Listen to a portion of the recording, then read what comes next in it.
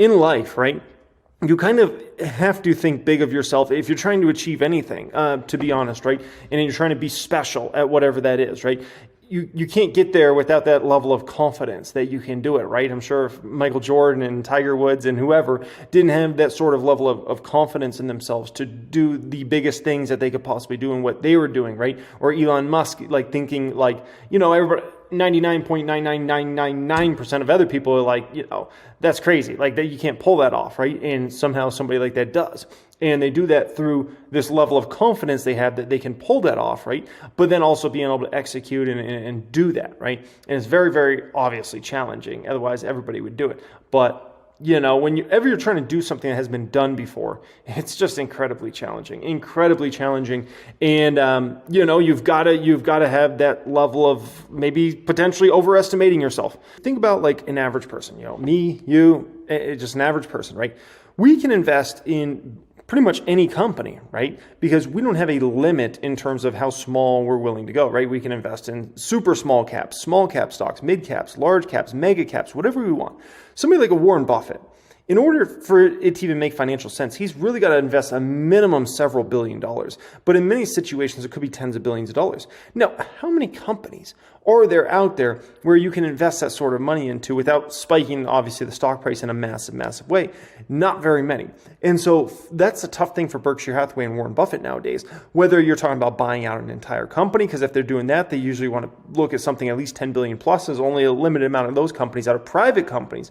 Many of the massive companies are public companies. And like he spoke about there, those deals are many times hard to do, very hard to do. Okay. Then in the private market, a lot of times, whoever's the owner of that private company, they don't want to sell. If they wanted to sell, they would already probably be a public company, right? They would already be in the stock market. So that makes his job, I would say, actually harder than actually a retail investor who, is in the market and has anything they can invest in, okay? And so, Warren Buffett has great knowledge, obviously, and knows so much about so much and is obviously super well connected. But, his job's not an easy one when you have like this many companies you can actually invest into, and you got to pay the right price. If you're getting a 1% return on $130 billion, that's $1.3 billion, right? Now, if you're getting a 5% return, times that out by 5, then at that point in time, what is that, $6.5 billion, something crazy? Like, think about that for a moment, okay? Like basically guaranteed money just for holding that money, right? Billions and billions and billions and billions of dollars of basically risk-free money that Berkshire can make a year just holding the money. Not doing a dang thing with it, just having it in treasuries or whatever, right? That's incredible to think about it from that context, man. So for somebody like Berkshire, actually the Fed raising rates actually helps them substantially because one, it creates discounts on stocks because usually stock valuations have to come down, right? In a situation like that. And two, they can finally make some really good money on their money. I think if Buffett was younger, I think he would definitely consider making an investment in Tesla. The way I would think about it, if I was in Warren Buffett's shoes today and I was running Berkshire, the way I would think about it is, okay, we have this opportunity to invest, they have $130 billion sitting around. Invest, let's say $20 billion into Tesla, okay? And through that $20 billion, hopefully it grows to become a lot more than $20 billion over the coming years. But I would look at it from their standpoint as a hedge, basically, right? Buffett talks about, we got dealerships, and there's that whole business model, which Tesla's disrupting, right? You think about the energy businesses, obviously Berkshire owns, and you think about the way Tesla's potentially disrupting the entire energy sector over this next 10 to 20 years, right? You think about, obviously they own a massive rail provider, right? And you think about what Tesla's doing if Tesla's going to be able to get very shortly here to obviously semis that can drive themselves, right? And you eventually won't even need a driver in them.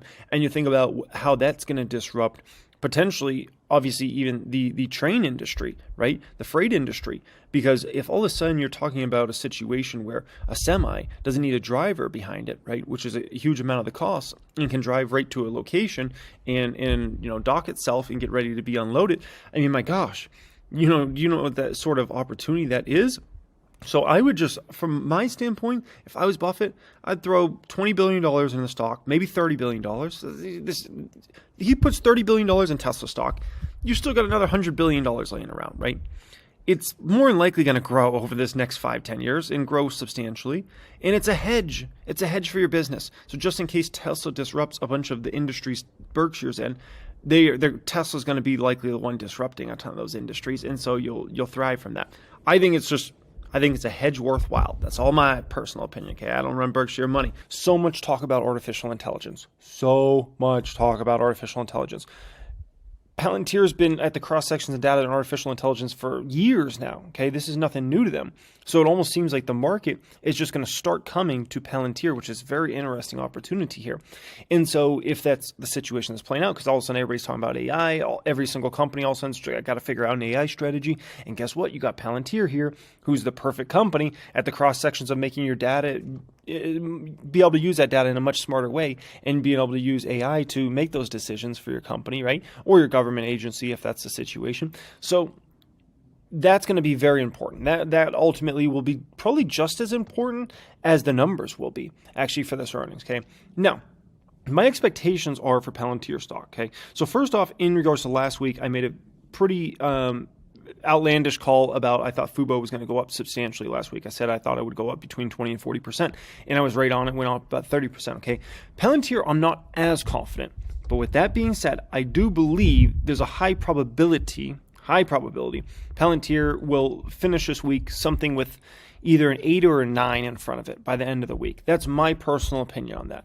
Obviously, the number is going to matter, the guidance is going to matter, the commentary is going to matter significantly in which direction. But I would not be surprised at all if this stock ends this week with something with an 8 or 9 in front of it, regardless of what happens in the market overall. That's my personal opinion. I am not as confident, like I said, as I was in Fubo last week.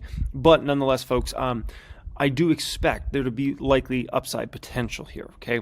Because I think, and honestly, all this stuff about whether it goes to 8 or 9 in the short term or 7 or whatever happens here, okay? Remember, the whole market's going to come to Palantir more and more and more over this next several quarters and next several years.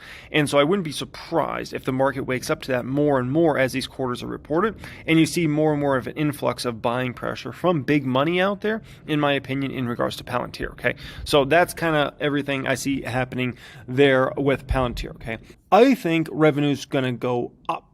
I think analysts are too low with their estimation here, in my personal opinion, okay? We'll obviously see what happens here, but I mean, based upon kind of what I'm hearing from Karp, kind of the interviews he's been doing recently, and the way he's talking, I mean, the man sounds very confident, so I have a hard time believing that they're going to miss revenue expectations here, okay? And so I wouldn't be surprised if they come in with a fairly nice beat in terms of revenue. Now, EPS is a wild card. The reason this is a wild card is because Alex Karp hasn't committed to being profitable on an every quarter basis. He is not committed to that. He's committed to being profitable on a yearly basis, but not on a quarterly basis, okay? And obviously, there's a lot of moving parts in that EPS number. So that I don't really have a very strong opinion on. I feel more comfortable with the revenue expectations than the actual profit expectations, okay?